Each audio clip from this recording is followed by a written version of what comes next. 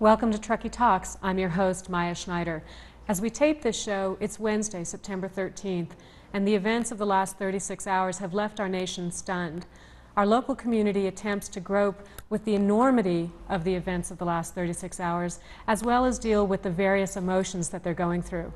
On today's show, and airing for a week, we're going to be talking about ways to deal with the various emotions that people will be experiencing over the next few days and weeks, and we'll be speaking with experts who can help us work through these emotions. We'll also be spending a little bit of time on ways that locals can help out in this event. It's my great pleasure to introduce all of you to Dr. Anita Spencer. Anita, welcome to the show. Thank you for having me. It's a privilege, really is a privilege to have you here. And Marcie Sheehy from the American Red Cross. Marcie, thank you for traveling so far and for being on our show. Dr. Spencer, maybe it would help if you started off with a little bit of your background, explain to people your expertise in this area. I'm a clinical psychologist, and I got a lot of expertise when I was working in the Bay Area. I did a lot of crisis management and disaster trauma recovery for the Oakland Hills firestorm.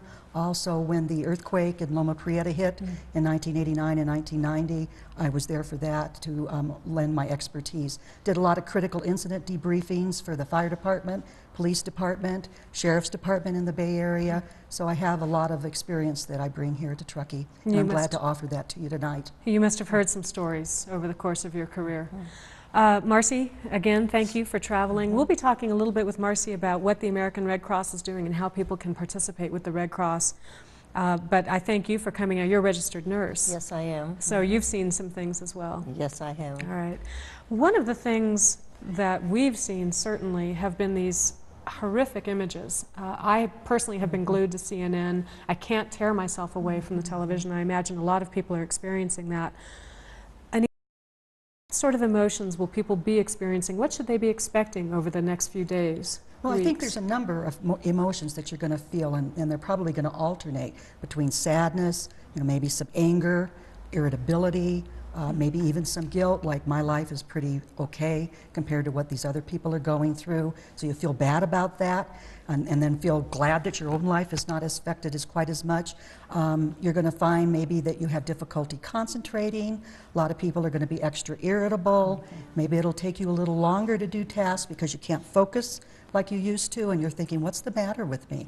It's this anxiety, it's this general feeling that things are not okay, and that the world is kind of upside down right now. We're feeling out of control, and none of us like to feel helpless and powerless, and that's the primary feeling that we're getting right now, and that's affecting us. I think as a nation, at least since Pearl Harbor, this may be the first time that we've really felt a vulnerability. Absolutely. We have always felt safe walking outside of our front door. And we've got a number of people that have not even experienced Pearl Harbor. This will be the younger generations. This will be the young, they will experience this for the first time, and it's magnanimous how many people are impacted.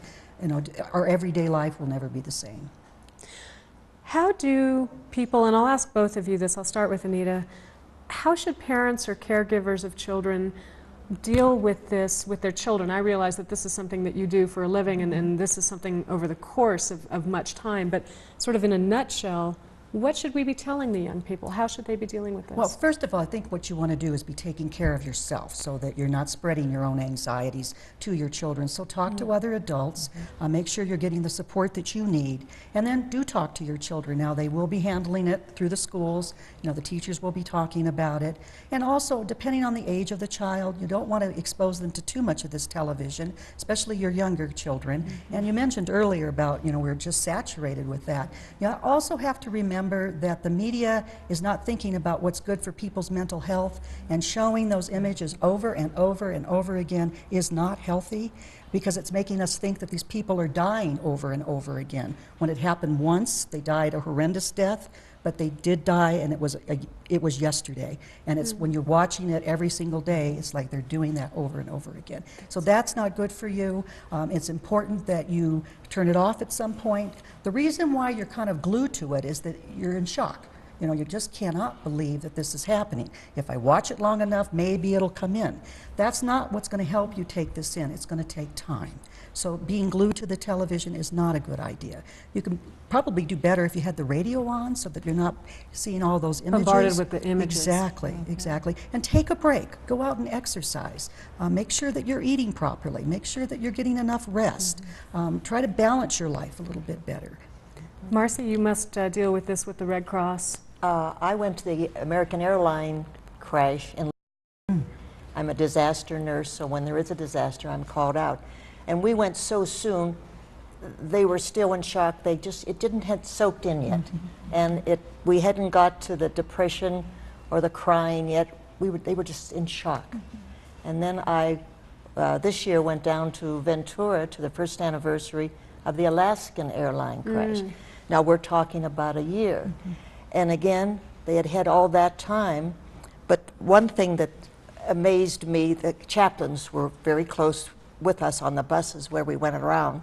The people did want to go see where the crash site was. We went and saw the plane itself that was in hangars, and one of the chaplains said, well, now this should be closure for you. And one of the husbands got very upset. He said, don't you use that word. There's never going to be a closure. Yes. So everyone, you know, has a different feeling. Some people think, I'm going to go see the airplane, I'm going to go see where it went in the water. We went to the cemetery. People were kind of over there crying, and they went to the places that meant something to them. But I know for some people they just need something tangible right. to make it They wanted real. to just go see where it happened. Well, people here certainly are talking about it. The nation, the world is talking about this.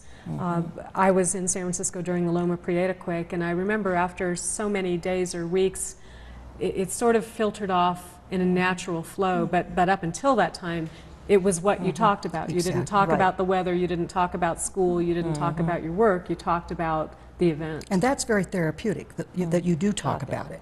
And everybody wants to tell their story about somebody that they knew that worked at the Trade Center. And even though Truckee, sometimes we think we're just up here on the mountain, that we don't have much connection with the rest of the world, I am shocked at how many people have told me they have a relative, a friend, someone they knew in the past that worked in the Trade Center or worked in Manhattan. Yes. So it does affect us. And the shocking stories of coincidence of people narrowly not being there for one reason or the other, or narrowly being there, and sort of the chance and the happenstance to it. I think part of what people try to do is assign some logic or some reason or some rationale to make sense out of it. And is that normal? It's normal, but it's going to take a long time to make some sense out of that. Necessarily get there from here. People in this community really help. They pitch in. Our level of volunteerism. Marcie, you had mentioned you came out for the Martis fire, and the number of people that were here for that, volunteering for that. One way that people can help is by donating blood. However, I would caution our audience about this. Ann Knudsen, head of Tahoe Forest Hospital Laboratory, cautions people to not all run out and give blood right now. In fact, blood will be needed over the next several months, and donors are only allowed to give blood once every 8 weeks. So what we are encouraging people to do is to attend one of the 2 local blood drives. One will be on October 3rd. If we can get the graphic up on screen, we'll show people the locations and dates for this. We have Tahoe City Community Blood Drive. We'll be at the Tahoe City Fire Station. That's right there on the lake, and that's Wednesday, October 3rd. And then also the Truckee Community Blood Drive. That's the blood drive put on by Rotary, Bank of the West, and Tahoe Forest Hospital, and that will be held on Tuesday, October 16th at the Veterans Building. Again, 2 dates to remember: October 3rd in Tahoe City, October 16th in Truckee. And the hospital does not have the licensing nor the capacity to perform a blood drive right now, so we're asking people to show up at one of those 2 blood drives, and that's a great way to help. Certainly there's a need for that. Marcie, in your background, what's the next step? And I'll ask Anita this as well. Well, right now we're on standby. They haven't taken any personnel from the Sacramento Sierra chapter yet. I'm assuming the first will be the mental health people. This is who they called for at both airline crashes I went to. So they're very, very needed, the mental health part of it. At this time, Red Cross is helping out at the Sacramento airport. They're supplying food to the workers out there. Back in New York, there are 12 shelters set up. Now, if I were to go, I would probably go as a shelter nurse. This is where they come in and they're able to stay and have their food. It's amazing how these people thank you when you're through. This is the gratifying part of this job. Sure. And just for your information, yesterday, 2,200 pints of blood were donated in Sacramento. In Sacramento alone. Sacramento in one day. That's amazing. And the calls they've had at the Red Cross are unbelievable. Everybody wants to help. As I told you, we were coming over and someone stopped me in the parking lot here wanting to know where they could go give blood. Yes. And when I worked here at the elementary school, people just came in, you know, what can we do? It's so gratifying, and this is America. Yes, it is. You know, Anita, Marcie brings up an interesting point here, and again, that goes back to my point about the volunteerism in this community, which is something I've always been so very proud of. People do want to do something, but there's a limit to what we can do. Well, and I think you just have to remember that it's going to be coming in the future, the things that we can do. But I think the pulling together as a community, and I also mentioned to you before the airing, I also think people are extra anxious right now because we've had a number of these forest fires. I know myself, I heard thunder last night and I thought, uh-oh, that's going to be lightning and there's no rain, and is that going to start a fire? So we're already anxious. We're already kind of feeling very vulnerable. And then you add this whole world event happening on top of that, makes it extra hard for people. And I'm gratified again by the people pulling together, like you're saying, people donating blood. You know, there's a lot of good in this country, and we must, because when you're confronted with this level of evil, it's hard sometimes to remember that good people are still around. Absolutely. In New York City, a city not known, you know, a city really known for its sort of hardened exterior, the people are coming together and helping one another in ways that really touch the humanity. It reflects the real humanity, and certainly the patriotism in our country is spiking again, and I'm not sure that that's a bad thing. I think that's a good thing. Globally, Anita, people are sort of feeling a loss of something that isn't tangible, but something we've always taken for granted, our security, our safety. You know, and I think we always thought, especially in America, we had those two oceans that kind of separated us from everyone else. We really live in a global world. And I think that feeling that we're not in control of our own lives, that something outside of us can have such a profound impact, is really overwhelming, and it takes a long time to process that. And there's a loss of innocence, there's a loss of feeling of safety, there's a lot of losses that we're all processing. Well, of course, throughout this show, we really want to be encouraging people to do what they need to do to take care of themselves, including speaking with family, with friends, with your church groups if you belong, or perhaps with a counselor, a therapist. That's certainly nothing to be ashamed of, and in these days, there's so much to process, that's not a bad thing. Again, thank you for joining us on this show. We'll be back in just a minute. We're going to be bringing on Commander Scott Berry from the Truckee Police Department and talking about local law enforcement. We'll include Anita and Marcie in that conversation. Thank you for staying tuned, and we'll be right back.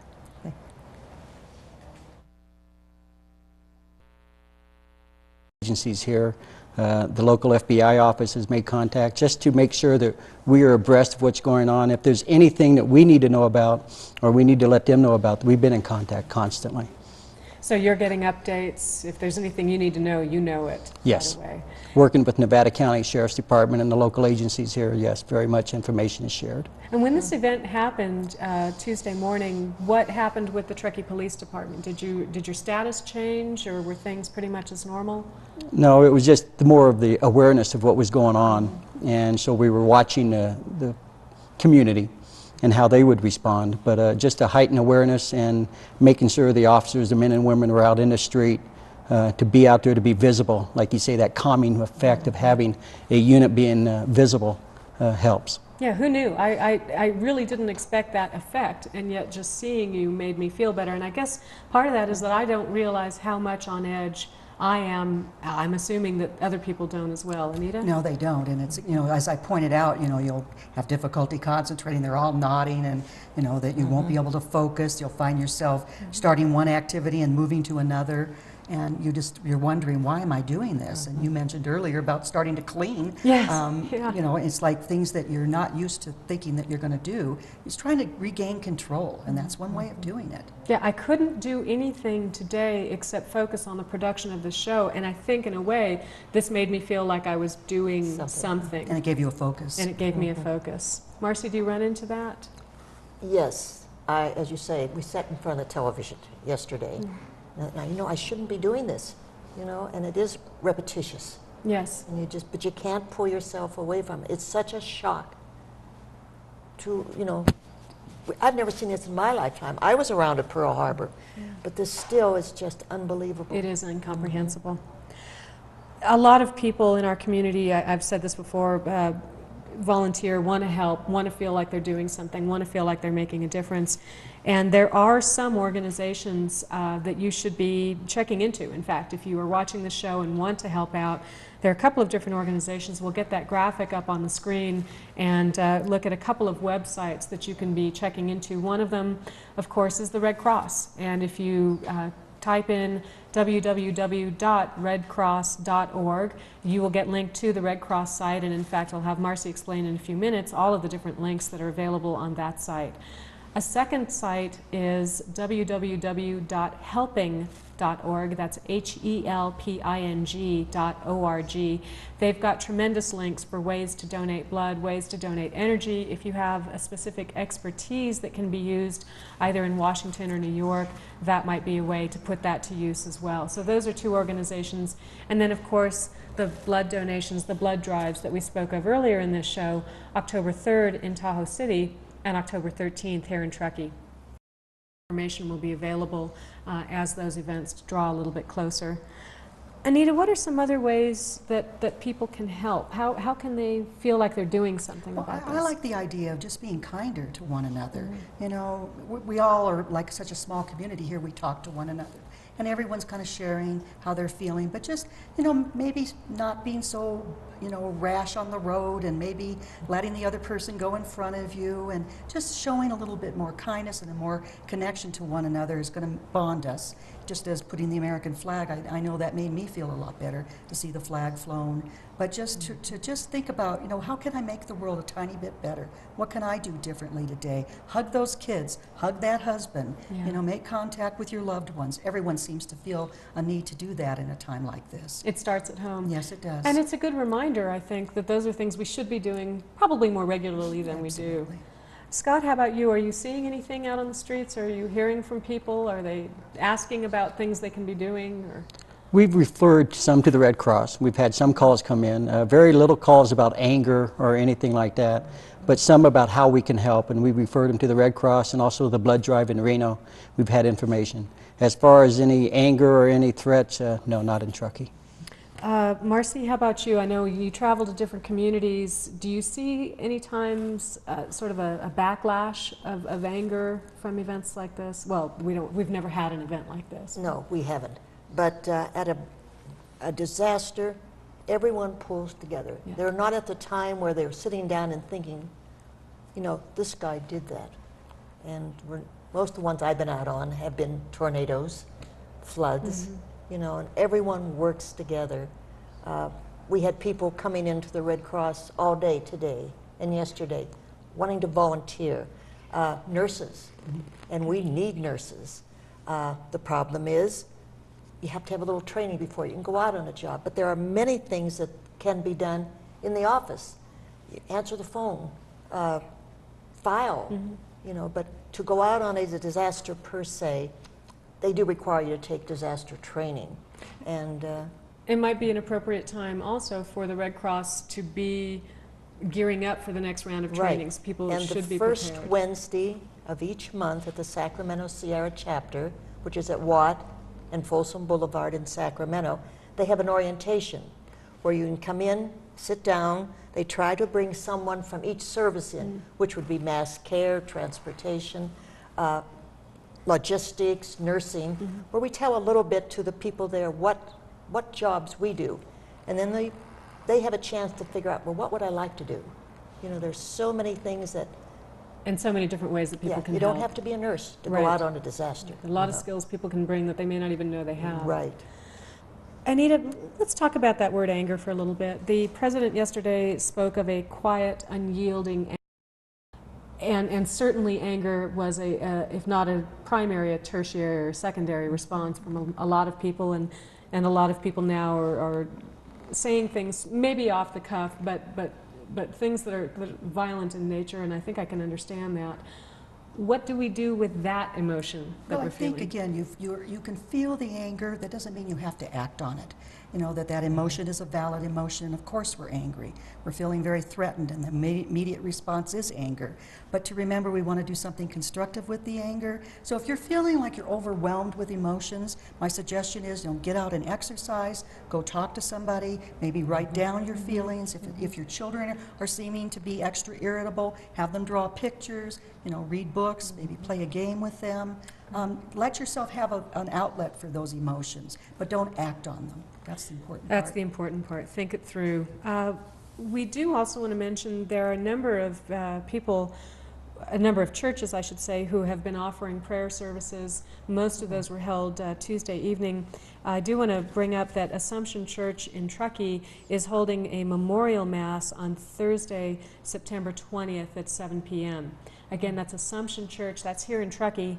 They're offering a memorial mass on Thursday, September 20th at 7 p.m. That may be something that folks would want to mark on their calendars.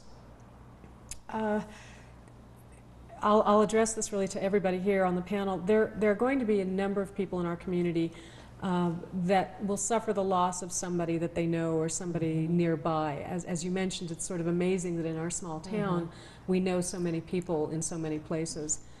How do their friends, their family, their coworkers interact with those people who suffer a loss through this event? I think you want to be very careful and not make platitudes like, he's in a better place, or this was God's will. It's extremely important, even if you believe that, not to say that. You just need to hear them, be there for them, kind of bear their burden with them. And that's easy to do in one way, but hard in another, because you feel so helpless and powerless. You want to fix it for them. Yeah. There's no fixing this. You There's wanna just say being something. there with them. Marcie, have you run into that? Again, don't say, I know how you feel. If I you know don't, how you feel, right? because you don't. Right, right. And it's Unless you're in the just, same circumstance. Are there any other additional coping skills that people should be thinking about? I know you mentioned really taking care of yourself first, and I think that's important. What other things, what other activities, what other mental exercises should people be doing? Well, try to get back to your normal routine, but just slow it down a little bit so that you give yourself extra time. Make sure you're getting enough rest. Make sure you're eating properly, that you're avoiding caffeine, sugar, alcohol. Remember, alcohol is a depressant. That's not going to help you cope. Right. And that you want to just make sure that you're taking good care of yourself and life. Exercise, again, is incredibly important. Gets those natural endorphins going. Makes you feel better. Makes you feel better. Marcie, how about you? Well, again, I did give you a number that if people in the area have not been able to contact or find out information, the Red Cross has set up a number that they can call where it may take 24 hours to get information back, but they'll certainly work and try to find out where your friend or family, if they're in a hospital, at least give you some information. Yeah, and that telephone number is area code 916-368-3167. Again, 916-368-3167. It's going to be a while before we get all the information. That's right. I had a relative whose office was in the World Trade Center, and it took 30 hours to find out that he was okay. Wow. So it's going to take a while for people to get information out.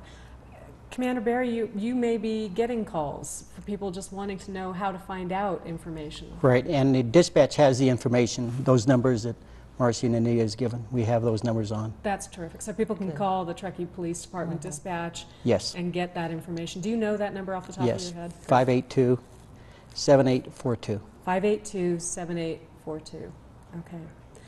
I want to thank our guests for rearranging their schedules very last minute to get this show put together and traveling long distances as Marcie did to get here. I also want to thank the churches who called back with their information and Ann Knudsen of Tahoe Forest Hospital for her very valuable information. Before we sign off, any last closing comments, Anita? Just keep the hope that, you know, we will come out of this. We will learn from this experience and grow as a country. All right. Thank all of you. The events of this week are going to impact all of us, our entire nation, for a long time to come.